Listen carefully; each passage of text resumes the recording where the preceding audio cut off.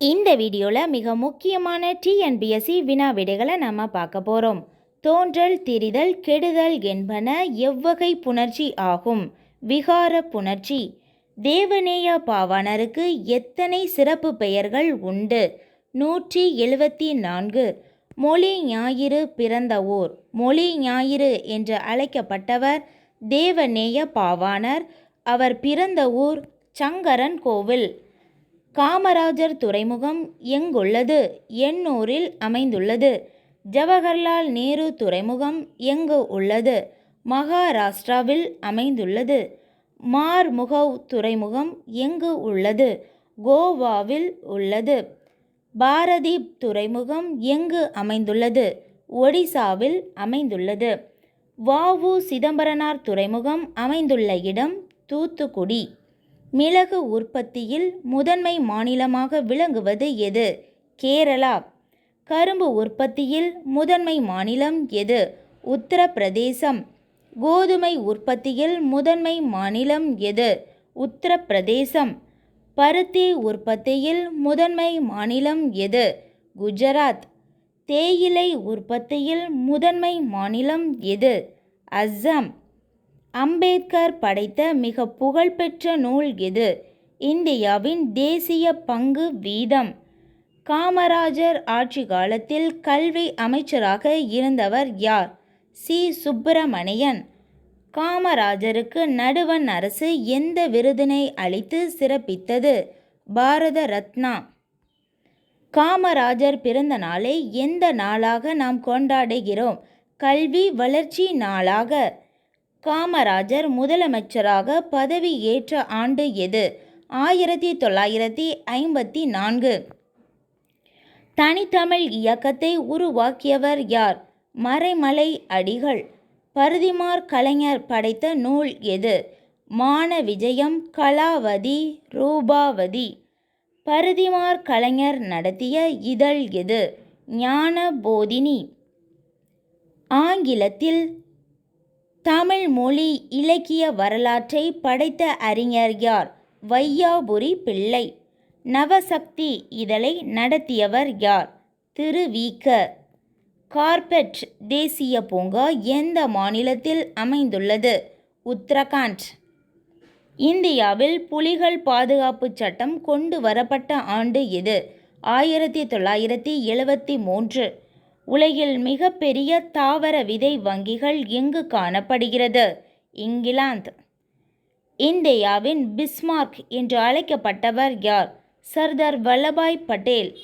தமிழகத்தில் முதல் இருப்பு பாதை சென்னையுடன் எந்த நகரத்துடன் இணைந்துள்ளது? அரக்கோணம். சர்வதேச யோகா தினம் ஜூன் 21. கம்ப ராமாயணத்தின் 5வது காண்டம் எது? சுந்தர காண்டம். தென்னிந்தியாவின் ஏதென்ஸ் என்ற புகழ்பெற்ற நகரம் எது? மதுரை. நீரில் கரைத்த பொட்டாசியம் குளோரைடு கரைசலில் என்பது வலிமை மிகுந்த மின்பகுளி ஆகும். சுதந்திர இந்தியாவின் முதல் நிதி அமைச்சர் யார்? ஆர்.கே. சண்முகம் செட்டியார். அஸ்தனோஸ்பியர் என்று அழைக்கப்படும் புவியின் உட்பகுதி எது? மேல் மேண்டல். சிக்கிம் மாநிலத்தின் உயிர் நாடி என்று அழைக்கப்படும் ஆறு எது? டிஸ்டா. தொண்டர்சீர் பரவுவார் என்று போற்றப்படுபவர் யார்? சேக்கிலார். ஜமீன்தாரி முறை இந்தியாவில் யாரால் தொடங்கப்பட்டது? கேரன் வாலிஸ் பிரபு. இந்தியாவின் 14வது குடியரசுத் தலைவர் யார்? ராம்நாத் கோவிந்த். நெற்கட்டும் பகுதியை ஆட்சி செய்தவர் யார்? பூலித்தேவன். அமெரிக்கர்கள் பேரார்வத்துடன் ஈடுபட்ட துறை எது? பங்கு வணிகச் சந்தை. தனியார் நிறுவனங்களால் இயக்கப்பட்ட ரயில் போக்குவரத்து எப்போது தேசியமயமாக்கப்பட்டது? 1951ஆம் ஆண்டு. இந்தியாவின் முதல் ரயில்வே போக்குவரத்து தொடங்கப்பட்ட ஆண்டு எது? 1853. இந்தியாவில் கூட்டாட்சி முறை எந்த நாட்டிலிருந்து எடுக்கப்பட்டது? கனடா. தாவர செல் எதனை பெற்றுள்ளதால் விலங்கு செல்லிலிருந்து வேறுபடுகிறது? செல் சுவர். தற்போது மத்திய அரசு பட்டியலில் அதிகார பகிர்வுகளில் உள்ள துறைகளின் எண்ணிக்கை மொத்தம் 100. உத்தரவேதம் என்று அழைக்கப்படும் நூல் எது? திருக்குறள். மடங்கள் என்ற சொல்லின் பொருள் என்ன? சிங்கம். இந்திய அரசியலமைப்பின் துணை குடியரசுத் தலைவர் பற்றி கூறும் சரத்து எது? 63. நீராவி இயந்திரத்தை கண்டுபிடித்தவர் யார்? Thomas Newcomen.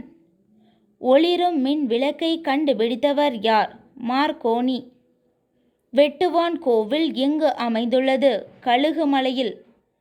இந்தியாவில் உள்ள சுண்ணாம்பு பிரதேச நிலத்தோற்றங்கள் எது? குப்ததாம் குகைகள், ராபர்ட் குகைகள், குடும்சார் குகைகள், போரா குகைகள். உலகின் மிக நீளமான உறிஞ்சி துளை எந்த நாட்டில் அமைந்துள்ளது? சீனா.